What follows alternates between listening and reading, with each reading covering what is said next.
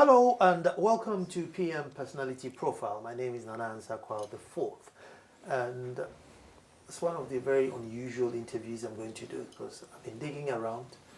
Maybe it tells you what the man does, but nobody seems to know much, apart from the fact that when it comes to security, he's a thespian and an authority. That much we have all come to accept. Anytime there's an issue with security in the nation, internationally, we call on Dr. Kwesi Anin. However, nobody knows how he became Dr. Kwesi Anin, other than that we know that, look, he's Dr. Kwesi Anin. Obviously, Director for Research, Director for the Kofi Annan Peacekeeping Faculty for Academic. But what made him the security captain? What gives him that knowledge that we all tap into morning in and morning out? And well, with the happenings now, I'm sure he hasn't got any peace of mind. And so I thought, let me go in and talk to him. First, I thought he was going to say no. I was excited when he said yes. And I've spoken to quite a few of you guys out there who are always, who've got all these big ears up thinking, I really want to know how he became a security expert. Folks, I'm here to talk to Dr. Kwesi Anin. In fact, he's our darling security expert. Come to our darling security expert. So you have to bear with me when I'm asking the questions because I don't really know much about him. Other than that, I respect him. I think he's done a very good job. We all know he's done a good job. And that's just the premises with which I'm here, which is very unusual because as a presenter, I should have done a few digging and come with some apple. I have no apple whatsoever. I'm coming into this examination empty-handed. Stay tuned. When I come back, you and I are going to find out how it is that Dr. Kwesi Anin becomes such an expert in his field. Don't go.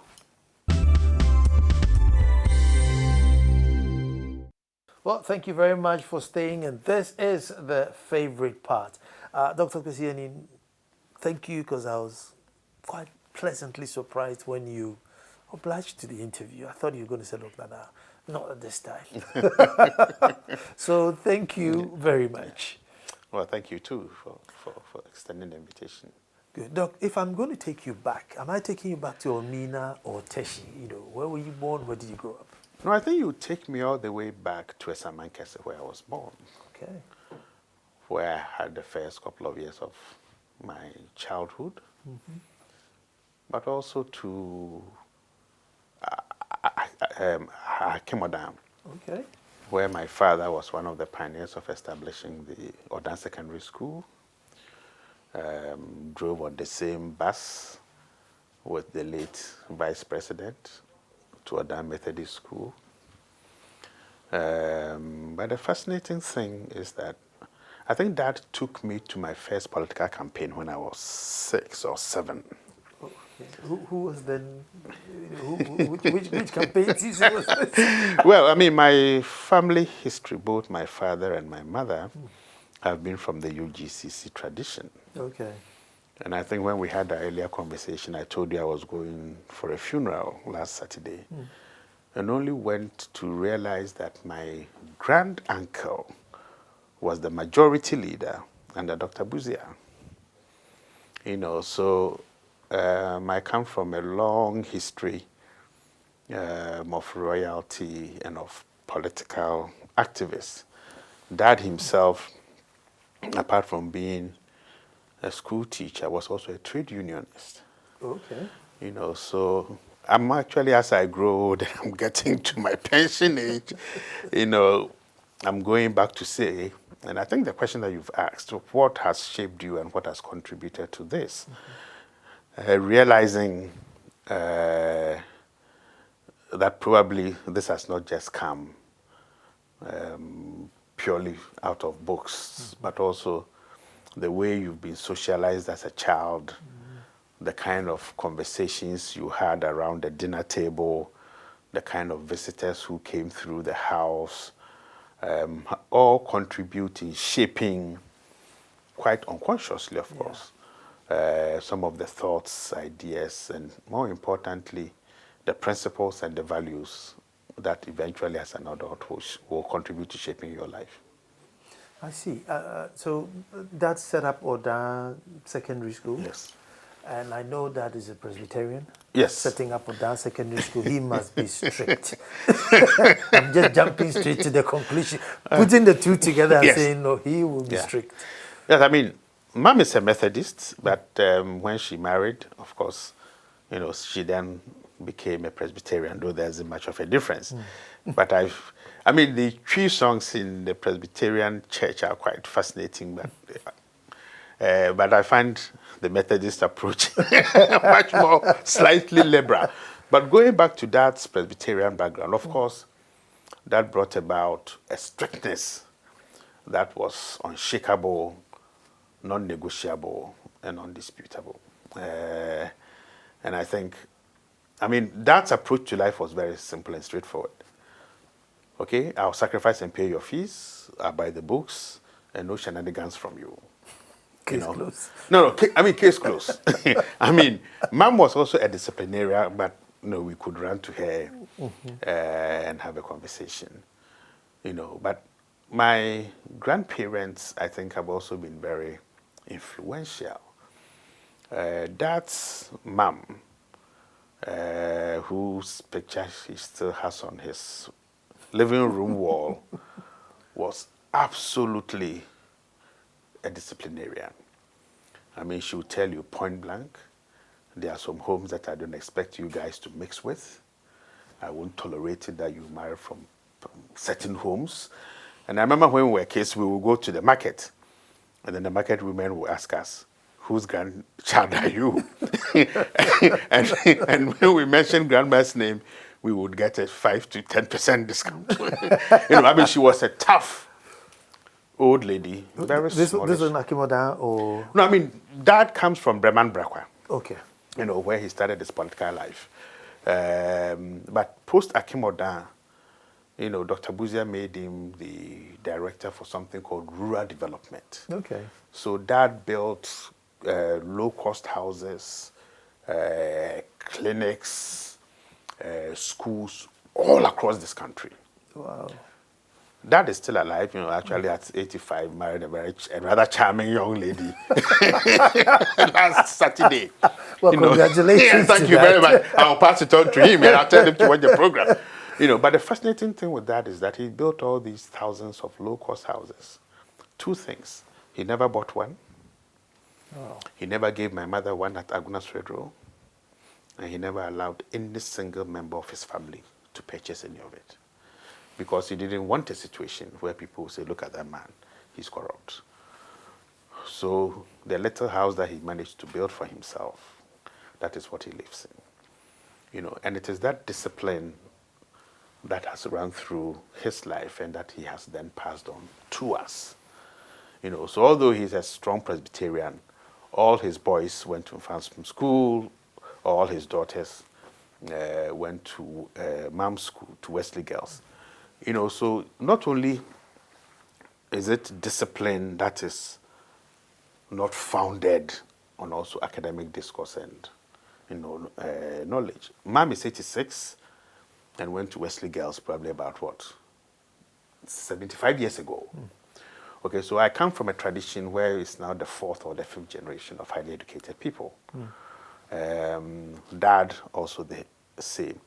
So is discipline founded on an understanding of the underpinnings of what discipline, determination, integrity, and also your determination and ability to speak the truth can get you to. That approach to life is that, this is not about a contest of beauty or friendship. If you don't do what is right, I'll walk you out. So he's known for his no-nonsense, shooting from the hip. And I'll give you a very classic example of how Dad's behavior then supports and guides the kind of things that I do. About 5 years ago, I was in my office when my secretary came and told me, oh, there are 3 people from your father's village who have heard your name and they were just passing by. So came to say hello. So I told my secretary, look, ask them, I don't really remember, do they have an appointment? And she said, no, I've looked into it, they don't have an appointment. So I told them that, look, tell them that, look, it's rather unfortunate. I discipline my staff to do things in an orderly manner. So I'd be quite happy if they just called me and booked an appointment. So they went home over the weekend and complained to my father. Then my father said, my son has disappointed We went to Kwesi's office and he won't see us. Yeah. Then my father said, so what did he say? He said, we should come back later. They said, he has disappointed me. He ought to have got you arrested for going there without an appointment. So if you think you are coming to me so that the same discipline that his colleagues he implements, he himself will flout it, then you are not going to get any traction with me. So I think when you come from a family where every meeting is a conversation around values and principles and shared norms, okay, where you realize that because you come from a long history and tradition of elitist education in which you've got good people who are from your royalty, also from the ministry, they have a responsibility to use those skill sets for the public good. So in my family, where we focused on is on education. So dad was a teacher, mom was, my elder brother Andrew just retired a teacher, myself, my brother Joe who is at Winneba, Sam who teaches at Methodist University, and then my two younger sisters then decided to do something totally different. They went into diplomacy. So Gifty and Dorcas are diplomats. But I think it's fascinating, that all of us have decided to serve or use the privileged position and education that we've had, for the public good. And I think you can do public service without being corrupt. And I think for my family and I, it's crucial that we put our knowledge at public disposal. Yet another aside, when President Kufuor was in government, my younger brother Sam, there was a World Bank project, and Sam was responsible for a couple of ministries. But I remember the day he was appointed, my mother called an emergency family meeting and warned my brother Sam that you go out there, do your job, and the day you come back home, you hold your head high. Really? Okay, yeah. Mom would not tolerate. But at this time, he's an adult. I'm assuming your brother would be an adult to be handed over this position, and yet still mom calls the meeting? Yeah. No, mom always calls me when, your colleagues in the media will call me sometimes. They don't know my name. They don't know where I work. They don't know my designation. They themselves are not even clear about what they want to talk about. So I get a little bit impatient with them. And if I'm with mom, I say, that kind of behavior and tone is not a proper one. So I think for parents, we always remain kids. But more importantly, when she thinks, that you are putting your reputation and your integrity and your name out there in a manner that people probably don't expect you to do. So there's always a balance between who you are, where you've come from, and certainly where you want to go. Wow. So that principled Dr. Anin is from senior Anin. Yes, definitely. Yes. But actually comes from, both my grandparents. Those are the ones that I know or I met. But that principled disciplinarian approach to life and integrity and living within your means. Now, dad was and is still unbribable. He will tell you, if because of your money you think I'll change my views, please. No, he will get up and open his door and tell you, leave. Oh. And I routinely do that too. Doc, why security? Did you stumble on it, or growing up you thought, oh, you know what, I'm going to take interest in security? Nana, my true passion as a child, and even now, is music. As a young kid, Mom bought me a drum set. And I think for her it was just, get this troublesome man out of my hair so that he would do something. But I got fascinated with playing those drums. And then by the time I was 10 and wanted to go to secondary school, then Apam Secondary School had the best, band. My uncle Tony was teaching at Apam Secondary School then. So I came to that very boldly and rather naively. That look, Apam Secondary has a good band, so I want to go to Apam. So I think you can guess his response and his reaction. Security came fairly tangentially. And I think when you asked me yesterday about what people don't know and what might have brought about the switch, I reflected and I think I can give that honor to probably the most fantastic teacher that I've ever had in history.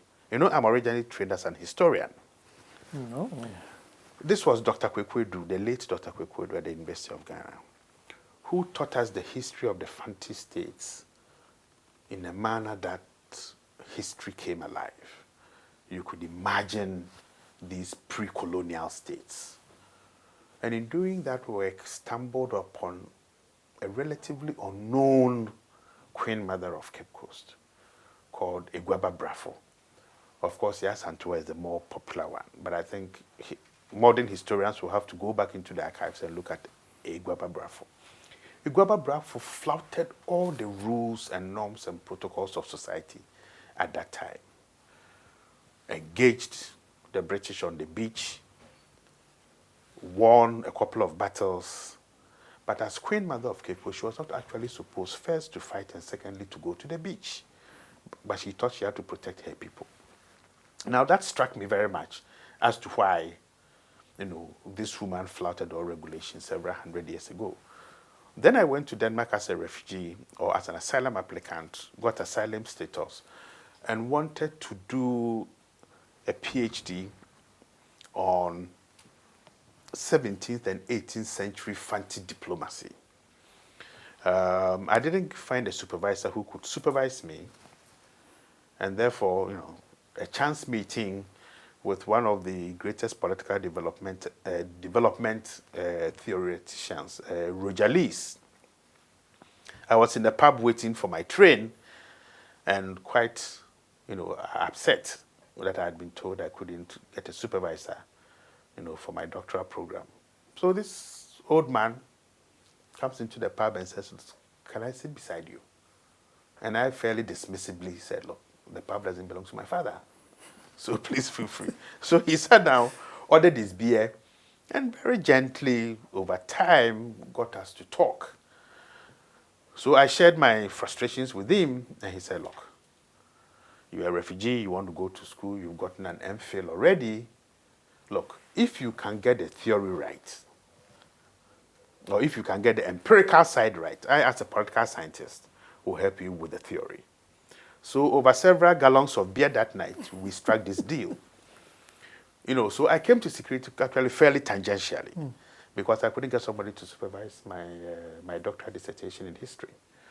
And I got, of course, Professor Roger Lees himself and Martin Kelstrop. Martin Kelstrop was a world-renowned expert on security, and together with a man called Barry Buzan, disaggregated security in its multiple, components, economic, political, blah, blah, blah, blah. So that is how I came to this. But I remember two interesting incidents during that doctoral process.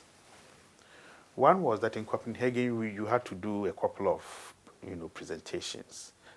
And at my first presentation, the only African or black man in this lily white society, my opponent then said, "Look, don't come and tell us funny stories about this institution called ECOWAS and that has actually sought to intervene in another African country. Look, we are here for serious business." And it just struck me the level of ignorance in this highly enlightened country concerning our country. The second was that after I got my doctorate, there was a fancy party, and after everybody had gone to bed, my sister then comes and says, "Look, Kwesi, but this thing with people who shoot and kill each other that you've written on, who will employ you?" You will never get a job with this your security stuff. So we just laughed over it. And well, since 1998 when I got my doctorate, I've never had 2 minutes rest. So if you had had someone to, supervise your original thesis, you'd have branched into history. I would have been a historian, focusing on fancy diplomacy in the 17th and 18th century. Yeah. I'm just trying to figure out which would have served us better. But, for now, we are getting the most of you. We're going to take a quick break. When I come back, the conversation continues. Don't go away.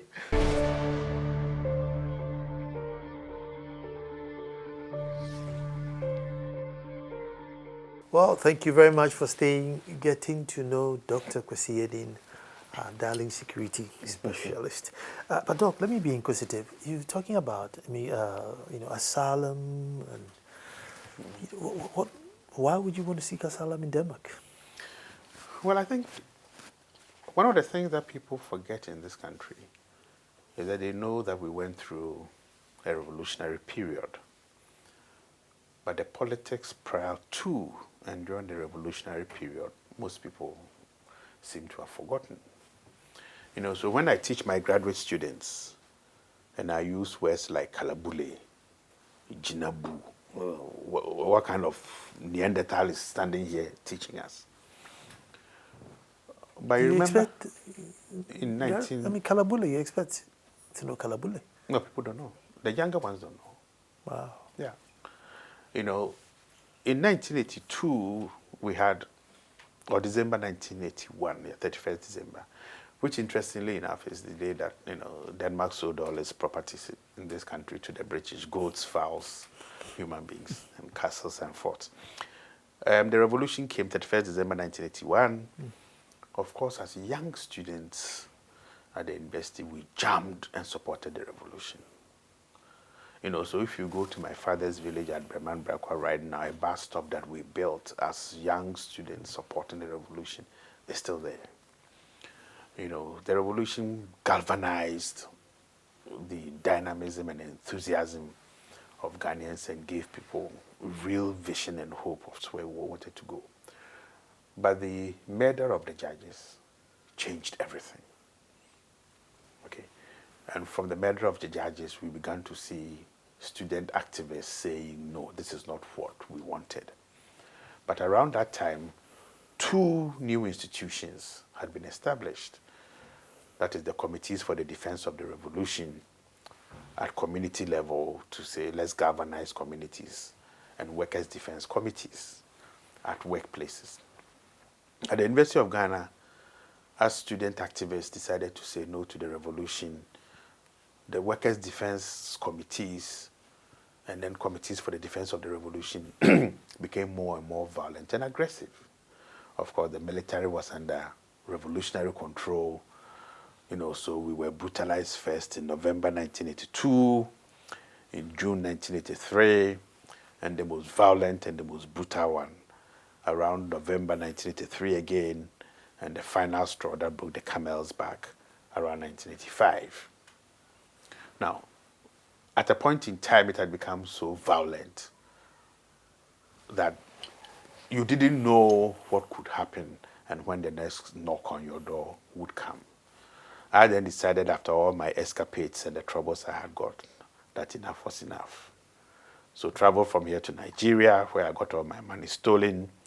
There was an airline called Interflog that was owned by the East German state. So flew from here to East Berlin on my younger brother's passport. And after a lot of difficulties, managed to enter East Berlin. Absolutely no money. Met a couple of Angolan and Mozambican students who entertained me because of Dr. Kwame Nkrumah's name, because I was Ghanaian. Sold the few things that I had, and then with another Ghanaian, went to the Interflog office once more and said, look, this is all the money we have gathered. They were in US dollars. Can you get us a ticket somewhere? Please, we don't want to go to West Berlin or anywhere in Germany, because they were close to about 100,000 Ghanaian refugees or asylum applicants. So this woman quickly pocketed our dollars and gave us a one-way ticket those days, of course, Osama bin Laden and his friends had not, shocked all of us. So with one waiting, we didn't even actually look at it. Boarded a flight, realized when we were landing that this was pristine sea, beautiful boats, people having fun, landed only to realize we were in Copenhagen. But of course, I sought asylum immediately at the airport because I identified myself. I didn't have the proper papers, so driven at top speed to a place called the Sandholm camp, re-interviewed and brought into prison called Vesta Fengsel in Copenhagen in isolation for a couple of weeks. And I think after 3 weeks, I was released, sent to a proper refugee camp. Now, let me tell you a very interesting story. In prison, it was so comfortable that I could have stayed there for quite some time. The food was good, the linen was clean. If I watched the film, I was paid. If I took a walk, I was paid. If I read a book, I was paid. Everything was paid. Now, by the time I left, it was cold, so I was given a jacket. But the jacket had an embroidery here called KF. And I walked in town very boldly until somebody said, "Look, do you know what KF means?" I said, "No." It says, KF means Københavns Fængsel. It means Copenhagen's prisons. So I was walking quite proudly in town. With your embossed jacket. Oh, with my embossed jacket. And people would thought, but that's an ex-convict. But another fascinating thing with the prison life in Copenhagen was that I met this Gambian who was really sweet and said, "Look, young man, go back to school. Okay, don't be fascinated by the pleasures of the flesh in this country. Go back to school." But he was so concerned for my welfare that he gave me telephone numbers and said, "Look, when you are desperate, call these numbers and whatever you want, they will do it for you." I called the numbers just to check. They were good numbers. But I didn't know his background and trust him, so I basically just, ripped them apart. 6 months after entering Denmark, I was given United Nations Article 7 Convention refugee status. Denmark was truly fantastic. The integration process was great.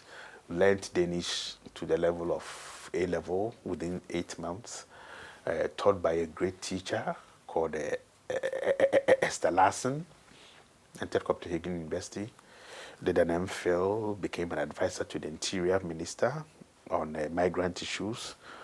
Established a band, an unplugged band called Samerima, traveled around the whole of Denmark. Really? Playing traditional Ghanaian music. So what did you do? Drumming or singing? I did the conga and the photo from, yeah. Well, talking about drumming and singing, I actually did dance at the University of Ghana. Okay. And my dance exam was the Dambai Takai. So got asylum, settled down, went back to school, did all sorts of interesting things. But throughout my time in Denmark, spoke about Ghana and the political developments here and fought the Danish government tooth and nail not to bring aid to the Rhodesia regime because my argument was that it extended that regime. When democracy was re-established, established the MPP, a branch of the MPP with a few people, tried to get some materials and equipment to the party because for me, it was following on both from my mother's side and my father's side. Although I'm not interested in active politics, I thought whatever you could do to support and help the party was necessary. And then around 1998 or 99, went to South Africa to work and realized that now the salary I got in South Africa was so astronomical, I was shocked. I arrived in South Africa on a Thursday, went to work on a Monday, and resigned on Wednesday.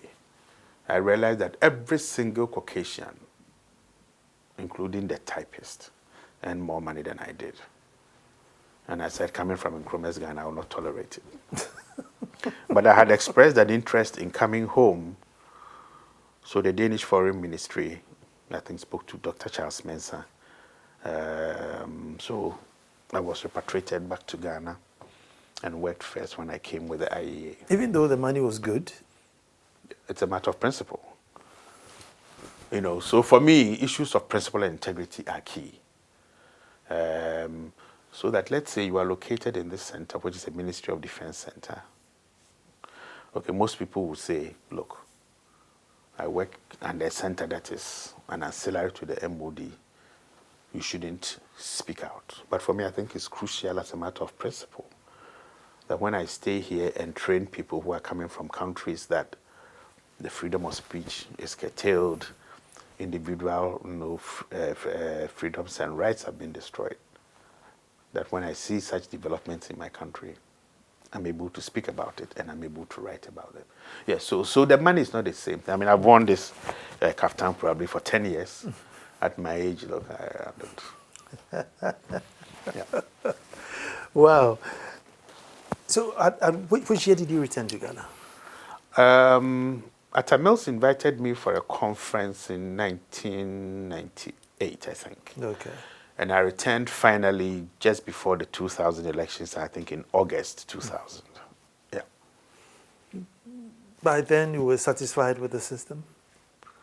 I think the change had begun. I mean, it had gathered enough momentum, that I was convinced that there couldn't be a reversal.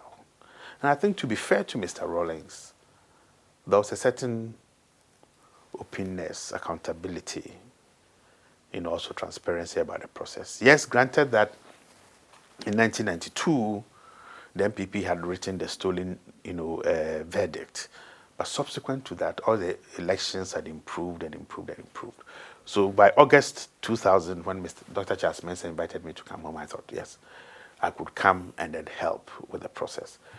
So for that election, the EU funded us to do what we called then constituency parliamentary debates at the constituency level, trying to bring this presidential debates down to the constituency level, where we would line up all the candidates, 5 minutes each, local language, people ask you questions. So it was a very fascinating thing. Look, people are driven by a thirst for power and money. Power is only good, or leadership positions are only good if you can use it for the common good and transform lives and create opportunities for other less, lucky people. Nana, money is good if you can use it to do good things. But if you have money and it's only to fill your tummy, that is not the proper way to go. So for me, it's about ensuring that you contribute to where you live, where you stay, and also creating opportunities for younger people and mentoring them to see beyond their own pecuniary individual interests. For me, I think the collective good is very important to me. So how fulfilling is it for you knowing that, majority of us depend on you for security advice, security guidance, security commentary? Every serious institution, being foreign embassies here, local stations, I'm sure your friends personally, how fulfilling is it for you? Knowing that you could have been a historian or a bandsman. No, I think I think the fulfillment comes later. It is the sense of responsibility that one word out of place can cause serious trouble. So it is a heavy burden of responsibility. Normally when I don't trust people, I don't do recorded interviews because people can fidget with it and change the sequencing of the words and they can mean, something else. 2, I normally don't like people calling me and saying, oh, we want to take you on air, in 20 minutes or 30 minutes. Because I always tell people that what I do is to teach and to explain and to reduce tensions. Now, although that is my perception, you see, peace is not a common good. So in trying to explain and to discuss and to ensure that you bring enlightenment to a particular issue, people play games with your words so that they will paint you in a particular color. You know, the good thing about it is that in the last 19 years, when people are in opposition, they say, you support this government or you support that. So I'm at peace with myself. But I think for me, it's more a sense of responsibility. And also knowing that if you enjoy that credibility and that respect, whatever you say, carries some weight. And you can either worsen a situation or bring it under control. My interest consistently is to bring it under control, but I will still shoot from the hip. I mean, there's no doubt about it. I'll say it as it is. It's very much expected. Talking about the institution, Kwesi Anin Center for Peace Keeping. Well, now it's grown, and I'm sure you have people coming from outside of Ghana and everything. I mean, what's the perception of this institution? What has this perception been? I mean, you being inside, what are the reports you are getting? Well, nobody knows us in Ghana. People pass in front of us and they see the flags flying, the nice blue buildings. And because we have a lot of high-profile visitors, people see soldiers standing outside and they think it's a purely military institution. This is a hybrid institution, military, police, and civilians, working as much as possible from our very different professional backgrounds, to build this institution. Nana, I can tell you that people think that success is sweet. Success brings such a burden, and particularly the burden of the name of the man that we bear. So internationally, we've become the world's leading peacekeeping training school. When the BBC or the VOA or Australian telly calls and we give even an interpretational comment, they take it as the gospel truth. Okay, so that puts a heavy burden on anyone who speaks for and on behalf of the center. Internationally, we've also reached a stage where there's something called the go-to, think tanks that tries to rank about the 9,000 most important, think tanks all over the world. In the last 5 to 6 years, we've always been rated in a particular category on international peace and security and then international relations. This year, we were the highest ranked African institution.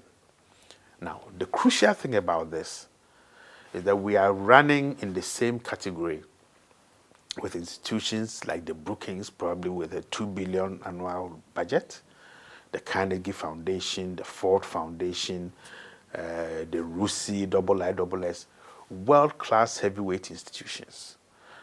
So for us to sit here with our tiny budget of probably $100,000 a year and be able to deliver to that level, I think for me, I'm very proud of my colleagues, and particularly because they're also very young and very sharp. So what it means is that long term, we'll be able to maintain the standards and hopefully do it much better. So the international reputation and expectations from us, both from the UN, the African Union, and ECOWAS, is that when there's a request for training, we say yes, which we consistently do. So we are putting up a new academic and training block because our classrooms are full. But what makes us different is that we just don't teach, that teaching is underpinned by hands-on empirical research of our lived experience. So let's say, for example, we are teaching on human rights or responsibility to protect. we try to bring the research to support that.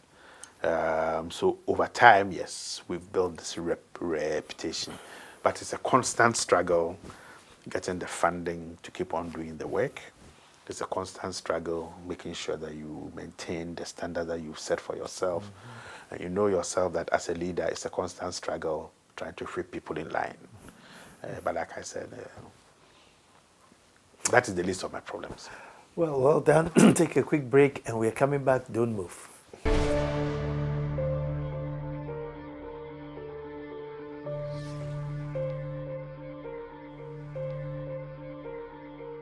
Thank you very much for staying. And Doc, what next after the Kwesi Anin Center for Peacekeeping?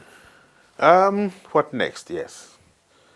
I want to hopefully buy a small boat, learn how to sail, do my gardening. I love to cook. Your band history? When I was 15, my kids gave me I think a tenor saxophone. Okay. Which I haven't learned how to play yet. So I think I'll spend some time learning how to play the sax. But I think it will be actually learning how to sail for pleasure. Okay. Yeah, of course. Sea sailing or river sailing? Sea sailing. Oh, you're brave. I think taking a couple of risks. Even popping to Ivory Coast on your boat. Oh no, just maybe you do a kilometer, lay some anchor, and then catch cassava fish, catch sole. I think if I'm lucky, I'll get some shrimp and then some lobster. Yeah. That would be interesting. But you see, I think the path that you have chosen, you may retire, but we can't let you retire unless you change your numbers. We'll probably even write to you. And I only have one number. This penchant for holding X number of phones and Y number of numbers. No, I just have a one. No, I think I will still be engaged. I think it's crucial. When I retire to my country home, I think I'll still do some mentoring. I think that's important. Probably try and write another book or two. But I think when I retire, I think 75% of my time will purely be for pleasure. Yeah.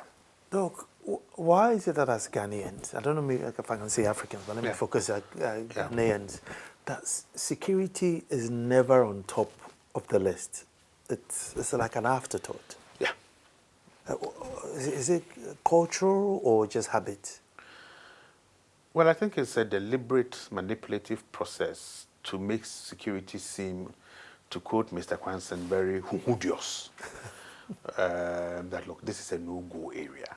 That then allows those professional securocrats and their political masters, to present this as a no-go area.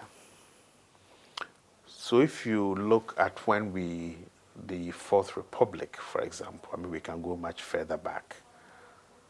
Political party manifestos have seen security as tangential to development, instead of seeing security as the fulcrum around which development should revolve. That's one. Number two is that security management is still fairly limited to the professional securocrats, whilst the political class is playing catch-up.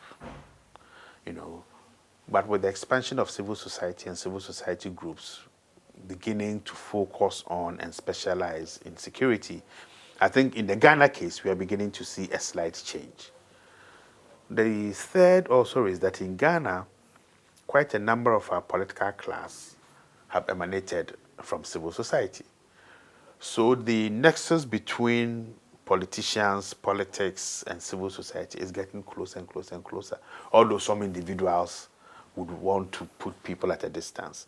But because the knowledge resides within civil society, we are beginning to see, if you take the Ayawaso case and the voices that civil society comes up with, those are voices that cannot be overlooked.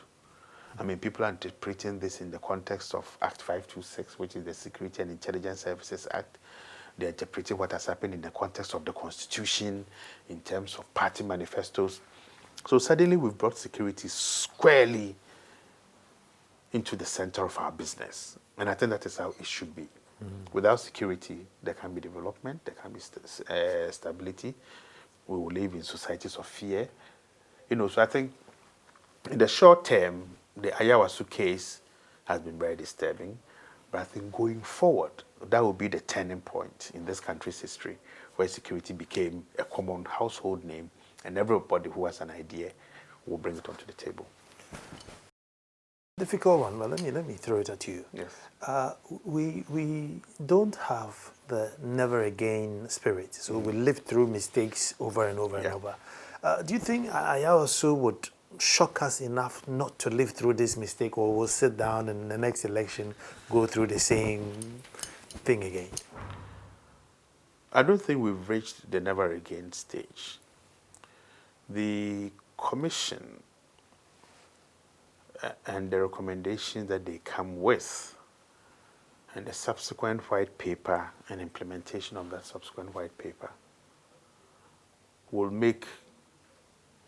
contribute to helping us either to prevent a never again situation or actually worsen it. And that's why it's crucial, that this commission's work is done as thoroughly as possible. But already in the last couple of sittings, you can see that the questions are tough, they are incisive, and we've seen, the controversies and the contradictions that are beginning to pop up. And I mean, this morning my radio was just scanning, and on almost every station, there were erudite analysts who are saying, look, but the commission ought to have asked these questions. The commission ought to have followed up on this thread. So I hope that the research support for the commission is good enough, and then they can recall some of the people who have appeared before them and ask supplementary questions. That should be very good. Doc, you know what I forgot to ask? Your original thesis was going to be about the Fanti history. Yeah. So what did you change it to? My doctoral dissertation in political science was about the ECOWAS intervention in Liberia. Okay. Yeah. Okay. That one was on diplomacy, Fanti diplomacy in the 17th and 18th century. And then we changed it to the ECOWAS intervention. 20th century. So that was when security was born. That's when the security, path was charted. Well, it was the beginning both for a deeper understanding, or the need for a deeper understanding about security. But for me, that was when the ECOWAS project took off, truly. Because people were wondering, why should 8 ECOWAS countries intervene in another country? Liberia, that had never paid its assessed contributions to ECOWAS, saw these troops come in, people losing their lives, and West African countries taking in hundreds of thousands of Liberians. And suddenly, for us as ordinary West Africans, that ECOMOG intervention said, we are one, and we can get it done. 2 developments. The Secretary General, Perez de Cuellar, said the UN agenda was too full, so they couldn't consider ECOWAS this intervention. So we did it without UN recognition, and we have absolutely no regrets for it.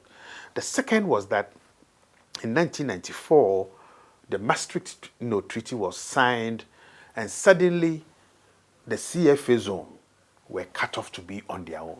So the Francophonies realized that they can go to Paris as much as possible. They can speak French more mellifluously than the French, but the only people they can depend on are their West African brothers. So those 2 developments have contributed to bringing this sense of eco-optimism in West Africa. Security ECOWAS, after ECOMOG, have we stepped it up any bit, or we went back to sleep after ECOMOG? We slept, and in sleeping, we're overtaken by new developments. Liberia and Sierra Leone opened new or release new and dangerous developments of small arms flows, of collusion between official government agents and criminal gangs, the entry of radicalized religious leaders, and then the expansion of violent extremism. Post-Liberia and Sierra Leone, one would have thought that there would have been a reflective set of moments to say what really happened in Liberia and Sierra Leone. What are the forces that have been generated and released that can come back to bite us? That was not done. And that is why we see the insecurities in West Africa increasingly coming down south from Burkina Faso and encircling us in this country. Doc, this has been wonderful. It's been absolutely insightful. But in 1 minute, from, let me say, 35 and below, Yeah. What should they do with regards to security awareness? For 35 and above, we cannot be saved. We won't mind. So 35 and below, in 1 minute, what can they do for create security awareness better for themselves than we do? A consciousness that we cannot do without security, a sharpened sense of looking around us and remembering even things that pass in a flash. And I'm saying this because we still can't get an identikit for Mr. Swale's murderers. Everywhere else, security is not only driven by the state, but by the 6 or 7 people in this room that we can all describe in terms of color, height, weight, age. So we need to bring security as a lived experience, as an everyday engagement, so that we can recollect, we can talk about it, we can describe, and we can provide information. Thank you so much. So now you know Dr. Kwesi Anin. Now you know Dr. Kwesi Anin, and I'm so glad that I got to know him. So it's not that he slept, woke up and said he was a security expert. No, he went through the mill, and that's one thing that I always want to leave with my young audience, is that, look, you need to go through the mill. Well, the number is 024-366-2001. 024-366-2001, and that's Tantis. They give me my shirts for the show, so give them a call. Get yourself a nice shirt. But until I come to you next Friday with a different personality, you know what? Have a good week. And Doc, thank you so much. Thank you very much, Nana. Thank you.